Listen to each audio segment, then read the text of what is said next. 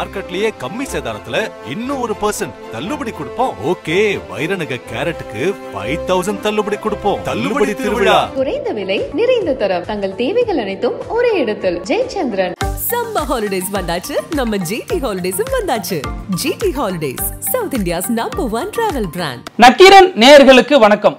இன்றைய நிகழ்ச்சியில் திமுகவின் தலைமை தேர்தல் பணிக்குழு செயலாளர் வழக்கறிஞர் திரு கடலூர் புகழேந்தி அவர்கள் இணைந்திருக்கிறார். வணக்கம் சார். அனைவருக்கும் வணக்கம். இப்போ தமிழக பாஜகவோட மாநில தலைவராக இருக்கக்கூடியவர் அடுத்த வர 2026 நாங்கள் ஆட்சிக்கு வந்தால் கைதாக போகிற முதல் நபரே அமைச்சர் காந்தி தான். அதற்கு காரணம் அவர் இலவச வேட்டி சேலையிலிருந்து பல விவகாரத்தில் ஊழல் பண்ணியிருக்காரு அப்படின்னு சொல்லியிருக்காரு. இதற்கு எப்படி திமுக அதை அணுகுது? மிக தெளிவாக இந்த என்ற இந்த நபர் நீங்க சொன்னீங்களே, எதையாவது ஒண்ணு சொல்லணுன்றதுக்காக தினசரி தன்னுடைய விளம்பரத்திற்காகவும் தனக்கு மேல இருக்கிறவங்களை திருப்திப்படுத்தவும் எதையாவது சொல்றது, யாராவது எழுதி கொடுக்கறது. ஏன்னு கேட்டீங்கன்னா எந்த ஒரு சிறிதளவு உண்மை கூட அதுல கிடையாது. நம்முடைய அரசு இன்னைக்கு நடந்துகிட்டு இருக்கிறதுல எல்லா இடங்களிலும் மக்களுடைய வரவேற்பு கிடைக்கிறது. தொடர்ந்து இப்ப ஈரோடு கிழக்கும் பாத்தீங்களா, கடந்த 10 தேர்தல்களாகவும் எங்களுடைய தலைவர் அண்ணன் தளபதி திமுகவின் தலைவராக வந்து கழகத்தின் தலைவராக வந்ததுல இருந்து வெற்றி தான். இந்த டெபாசிட் கூட பார்த்தது கிடையாது. இந்த நபரு எதை வேணாலும் பேசலாம். அடுத்து இவங்க ஆட்சிக்கு வந்தா யார, அவங்களுக்கு ஒரு உண்மையை சொல்லட்டுமா, காந்தினாலே பிடிக்காது.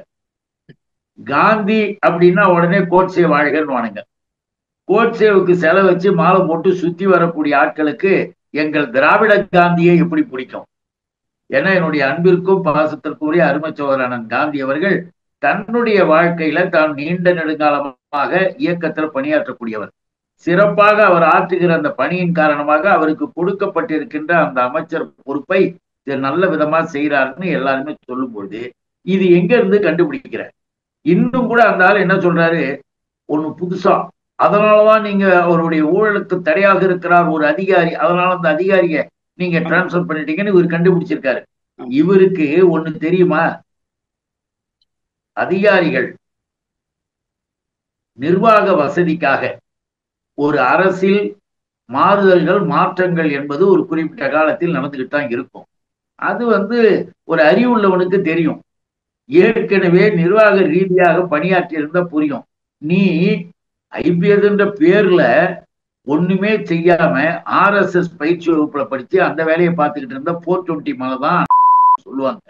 இந்த எங்களுடைய அமைச்சர் மீது சொல்லியிருக்காரு. அதுக்கு எங்க அமைச்சர் கொடுத்த பதில பார்க்க சொல்லுங்க. மிக தெளிவாக ஒரு பதில் கொடுத்திருக்கிறார். அதுதான் முக்கியமானது. எல்லா விதத்திலும் நிர்வாக ரீதியாக 30 அதிகாரிகள் 31 ஜனவரியில மாற்றம் நடக்கும் போது இவரும் மாறுதலுக்கு உள்ளானார். அதற்கும் இவரை சொல்லி இருக்கிறதுக்கு கொஞ்சம் கூட எந்த விதமான தொடர்பு இல்லை. ஒரு சிறிதளவு கூட என்னுடைய துறையில நான் செய்திருக்கிற இந்த பணிகள்ல எந்த விதமான இதையும் ஊழலையும் சொல்ல முடியாது, யாரும் காட்ட முடியாது. அந்த அளவிற்கு நான் முறையாக செய்யறேன். எங்களுடைய முதலமைச்சரே என்னை பாராட்டுகிறார் அப்படின்னு அவரு கொடுத்திருக்காரு. முடிஞ்சா செய்யலாம், நீ முடிஞ்சா உனக்கு உண்மையிலே தைரியம் இருந்தா வா, சட்டப்படி உன்னை பார்க்கலாம்னு சொல்லலாம். நாளைக்கு காணாம போயிடுவாப்புல. ஒண்ணு தெரியுங்களா, இந்த நாட்டுக்கு எவ்வளவு கேடு, அதுக்கு முதல்ல பதில் சொல்லுங்க. என்ன IPS கிழிச்சிட்டாரு அந்த ஆளுக்கு 25 மாசமா என்ன யூனியன் கவர்மெண்டினுடைய போலீஸ் பாதுகாப்பு, இசட் பிரிவு பாதுகாப்பு. அந்த பாதுகாப்புக்கு என்ன செலவு தெரியுமா, 2 கோடி ரூபாய். வெட்டித்தனமா வெளியில ரோட்ல நடந்து போனாலே ஆள் அடையாளம் தெரியாது இந்த ஆளை. தமிழ்நாட்டுல 2 கோடி ரூபாய் அவருடைய பாதுகாப்புக்கு செலவு செஞ்சிருக்கிறது யூனியன் கவர்மெண்ட். நாம கேட்கிறோம் 2 கோடியே 50 லட்சம் ரூபாயை கல்விக்காக இங்க கொடுக்க வேண்டிய அந்த பணத்தை நிறுத்தி வச்சிருக்கிற ஒன்றிய அரசு இந்த பாதுகாப்புக்கு 2 கோடி செலவு பண்ணதுன்னா மக்கள் விரோத ஆட்சி, மோடியின் ஆட்சி. இங்க எதையாவது ஒண்ணு சொல்லணுமே இதை சொல்லியிருக்காரு தவிர இதுல வேற ஒண்ணு நம்ம பார்க்கறதுக்கு எதுவுமே ஒண்ணும் இல்லை. அப்புறம் இன்னொரு விவகாரத்துல இப்ப சமீபத்துல அதிமுகவுல முன்னாள் அமைச்சராக இருந்த செங்கோட்டையன் ஒரு விழாவை புறக்கணிச்சாரு. அது அதிமுக உள்ள ஒரு சலசலப்பை ஏற்படுத்துனுச்சு. இதுல திமுகவுக்கு என்ன அக்கறை? உடனே முந்திக்கிட்டு அமைச்சர் ரகுபதி வந்து ஏன் செய்தியாளரை சந்திச்சு இது எடப்பாடி தலைமையில் அதிமுக இல்லை அப்படிங்கிற மாதிரிலாம் ஏன் ஸ்டேட்மெண்ட் கொடுக்குறாரு? முதல்ல உங்கள் கட்சியில் இருக்கக்கூடிய மேயர் பிரியாவை சுற்றி திமுக ஆட்கள் பேசின வீடியோலாம் வைரல் ஆனிச்சு, அந்த பிரச்சனைகளை சமாளிங்க அப்படின்னு அதிமுகவினர் குரல் கொடுத்துட்டு வராங்க. அதிமுகவினர் என்பது இப்ப யாரு? இப்ப அபிஷியலா எடப்பாடி தலைமையிலானவங்க தான். அப்ப பதில் நீங்க சொல்லணும். ஏன்னு கேட்டா நாம சொல்லல. எடப்பாடி தலைமையில் இருக்கிற இந்த அதிமுக என்பதை 2026 கூட மூடு விழா நடத்திடுவாருன்னு அவங்க கட்சியை சேர்ந்த தினகரன்றவர் தான் இப்ப அறிக்கை கொடுத்திருக்கிறாரு. எடப்பாடி வந்து கூட இருக்கிற எல்லாரும் ஒவ்வொருத்தரும் சண்டை போட்டுன்னு வெளியில போறாங்க அப்படின்னும் போது, சரி உன் கட்சி விஷயம் ஏன் பேசுறீங்கன்னு கேக்குறிய, நாம என்ன கேக்குறேன், அது ஏன் பேப்பர்ல வருது, அது ஏன் டிவியில வருது, அது ஏன் பெரிய செய்தியா வருது? அந்த செய்தியை வந்து எங்ககிட்ட கேள்வி கேட்கும்போது நாங்க பதில் சொல்லுவோம்ல, என்னங்க இப்படி இருக்கு அப்படின்னு கேட்டா, ஆமா அவனுங்க அப்படித்தான். செங்கோட்டையன் வந்து அந்த காலத்துல இருந்து அவங்க கூட இருக்கிறார். செங்கோட்டையன் என்ன சொல்றாப்புல, ஏன்னா நேற்று நடந்த நிகழ்ச்சியில எம்ஜிஆர் படத்தையும் போடல, ஜெயலலிதா படத்தையும் போடலன்னு நான் கோச்சிக்கிட்டேன்றாரு அவரு சொல்லும் போது உடனே எடப்பாடி பதில் என்ன சொல்றாங்க, நாங்கள் அதை அரசியலாக்க கூடாதுன்னு போடலன்னு ஜெயக்குமார் சொல்றாரு. எப்படி எல்லாம் இதெல்லாம் பேப்பர்ல வருது சார். இப்ப ஜெயலலிதாவும் எம்ஜிஆரும் அரசியல் முதலமைச்சரா இருந்தாங்களா இல்லையா? அத செங்கோட்டையும் அவர் பாணியில கேட்க, ஜெயக்குமார் எடப்பாடிக்காக பேச, நாடு முழுக்க நாரி போய் கிடக்க போன். இதனாலதான் அந்த தினகரன் அந்த குரூப் எல்லாம் என்ன பண்ணாங்க, மூடு விழா நடத்துறதுக்கு ரெடி ஆயிட்டாரு அப்படின்னு சொன்னாங்க. இத வந்து பத்திரிகையில வருது, எல்லாத்திலயும் வருது. கேட்கும் போது சொன்னா, ஏன் உங்க கட்சி, எங்க கட்சி நிர்வாக ரீதியாகவும் சரி, அமைப்பு ரீதியாகவும் சரி, எங்களுக்கு தலைமை இருக்கு. எங்களுடைய தலைமை கழகத்தினுடைய ஆணைப்படி நாங்க நடந்துகிட்டு இருப்போம். எங்க தலைமை கழகம் எங்களுடைய நிர்வாகத்தை சிறப்பாக செய்யும். நீ கேள்வி கேட்க வேண்டிய அவசியம் கிடையாது. திருப்பரங்குன்றம் விவகாரத்துல அரசு தான் இந்த விவகாரத்தை ஊதி பெருசாக்கிடுச்சு, ஆரம்ப கட்டத்திலேயே 2 தரப்பையும் அழைச்சு சமாதானம் செஞ்சிருக்க முடியும் அப்படின்னு நாம் தமிழர் ஒருங்கிணைப்பாளர் சீமான் இப்ப அரசை குற்றம் சாட்டி ஒரு அறிக்கையை வெளியிட்டிருக்காரு. பொதுவாகவே சீமானுக்கு பொது அறிவுன்றது குறைவு. தன்னை வந்து பெரிய தலைவனாகவும் உலகத்திலே பெரிய அறிவாளியாகவும் தானே கற்பனை பண்ணிக்கிட்டு வாய்க்கு வந்ததை, நினைப்பு வந்ததை எதை வேணாலும் கேள்வி கேட்கறது, பேசுறதுன்றது அந்த ஆளுடைய பழக்கம். அதனாலதான் நான் எப்படி சொல்றதுன்னா, காயிலாங்கடை சாமான் போடுற சத்தம் மாதிரி இருக்குன்னு. ஏன் அதை அப்படி சொல்றோம்னா வேற ஒன்றும் கிடையாது சார். இப்போ நடந்து கொண்டு இருக்கிற அந்த பிரச்சனை என்பது திருப்பரங்குன்றன்றது முதல் எடுத்த உடனே அங்கு எல்லா விதத்திலும் ஒழுங்கா 300-400 வருஷமா நடந்துகிட்டு இருக்கிற ஒரு விஷயத்த கீழே இருக்கிற அந்த மக்கள் எல்லாம் ஒன்று திரட்டு நாமே நேரில் போய் விசாரிக்கும் பொழுது, அவங்க வந்து தர்கா அந்த இடத்துல இருக்கு, முருகன் இந்த பக்கம் இருக்கிறாரு, சிவன் கோயில் இந்த பக்கம் இருக்கு, சமண படுக்கை அங்க இருக்கு, இன்னும் ஒரு குலதெய்வம் கோயில் கீழே இருக்கு, இத்தனை வழிபாட்டு தலங்கள் இருக்கு. அவங்க ஒழுங்கா பாக்குறாங்க. நாங்க எங்களுடைய குலதெய்வ வழிபாட்டுக்குன்னும் போது நாங்க கடா வெட்டுறதெல்லாம் கூட நாங்க செய்வோம்.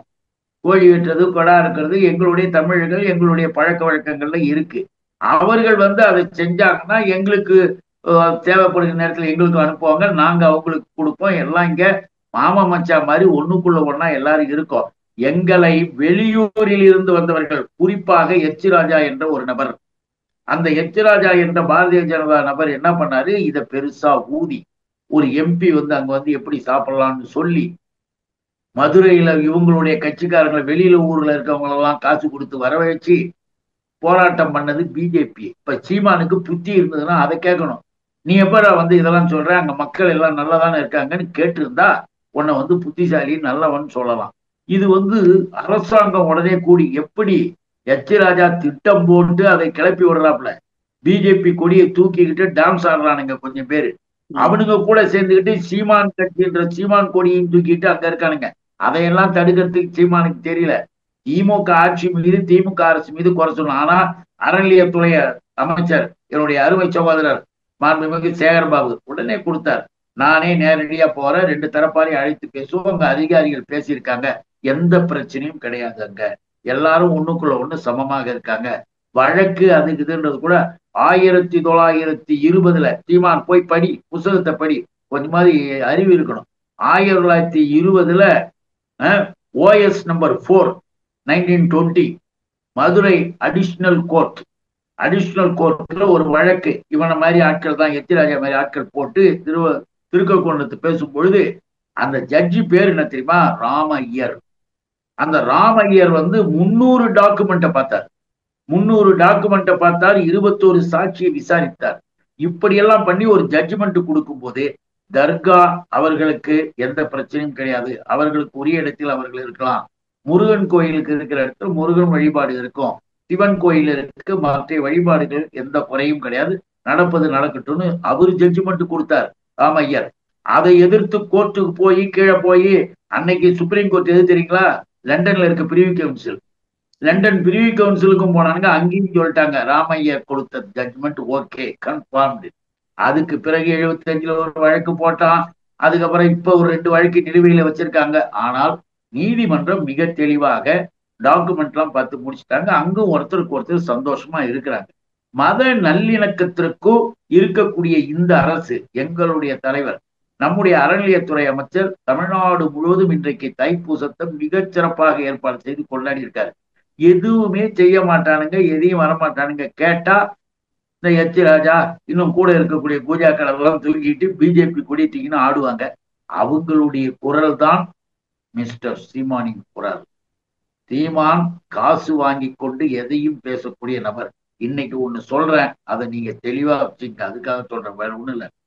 திடீர்னு ஒரு நாள், அது என்னைக்குன்னு சொல்ல முடியாது, அடுத்த மாசமா இருக்கலாம், அடுத்த வருஷமா கூட இருக்கலாம், நான் தெரியாமல் தவறு செய்து விட்டேன், பெரியாரை பற்றி பேசிவிட்டேன், என்னை மன்னித்து விடுங்கள், எனக்கு அப்பொழுது ஏதோ ஏற்பட்டு விட்டது, நான் கதறி அழுகிறேன், என்னை ஏற்றுக்கொள்ளுங்கள், இனிமேல் அப்படியெல்லாம் நான் நடக்க மாட்டேன், பேச மாட்டேன் என்று பப்ளிக்ல கதற போகின்ற நாள் ஒரு நாள் வரும். அப்ப நீங்க வேணா பாப்பீங்க. இப்படிப்பட்ட ஆளெல்லாம் நம்ம கணக்கில் எடுத்துக்க வேண்டாம். மாற்றுத்திறனாளிகளுக்கு கடந்த 3 மாசமா வழங்க வேண்டிய உதவித்தொகைகள் எதுவுமே வழங்கப்படல, கேட்டா நிதி இல்லைங்கிறாங்க. அதே அரசு என்ன செய்யுதுன்னா, கலைஞருக்கு ஈசிஆர்ல ஒரு அரங்கத்தை கட்டிட்டு இருக்கு, இதுக்கு மட்டும் எங்கேருந்து நிதி வந்துச்சு அப்படின்னு எதிர்கட்சி தலைவர் எடப்பாடி பழனிசாமி கேள்வி எழுப்பியிருக்காரு. எடப்பாடி பழனிசாமி எல்லாம் அரசாங்கமே நடத்தல, சும்மா இன்னைக்கு கேள்வி. அதுக்கு என்ன பண்ண, மாற்றுத்திறனாளிகளுக்கு முதலாக உதவித்தொகை கொடுக்க உத்தரவு போட்டது முத்தமிழறிஞர் கலைஞர். மாற்றுத்திறனாளிகளுக்கான பல சட்ட விதிகளின் அடிப்படையில் அவர்களுக்கான சலுகைகளை கொடுத்ததும் திராவிட முன்னேற்ற கழகம். இன்னைக்கு நம்முடைய முதலமைச்சர் அவர்கள் அவர்களுக்கு மேலும் பல நன்மைகளை செய்வதற்கான திட்டங்களையும் வைத்திருக்கிறார், அறிவிக்கிறார். அவர்களுக்கு கொடுக்கக்கூடிய தொகை என்பது தீர்மானமாக எத்தனை பேருக்கு வரன்னு சொல்ல தெரியுமா உனக்கு? நீ வேணா லிஸ்ட் எடுத்து அனுப்பிப்பாரு அரசாங்கத்துக்கு. ஏன்னு கேட்டீங்கன்னா, ஏதோ ஒண்ணு யாரோ சொன்னதை எழுதி கொடுத்ததை வச்சுக்கிட்டு இந்த எடப்பாடி எல்லாம் பேசுறாங்க. மாற்றுத்திறனாளிகளின் வாழ்க்கை உயர்வது. இன்னொன்னு தெரியுமா, சிறு குறு தொழில்களை அவர்களுக்கு தெரிந்த வகையில் அவர்கள் செய்ய வேண்டும் என்று எங்களுடைய அரசு, நம்முடைய துணை முதலமைச்சர் மாண்புமிகு உதயநிதி ஸ்டாலின் அவர்கள், அன்பு தம்பி உதயநிதி ஸ்டாலின், அழகா அவர் மாற்றுத்திறனாளிகளுக்காக பலவற்றை சொல்லியிருக்கிறாங்க. எல்லாமே அரசு நடத்திக்கிட்டு இருக்கு. நான் ஏற்கனவே சொன்ன மாதிரி அதுக்கு பணம் இல்லை, இதுக்கு பணம். ஏன் எடப்பாடி போய் கேள, உன் தலைவன் மோடியை போய் கேள.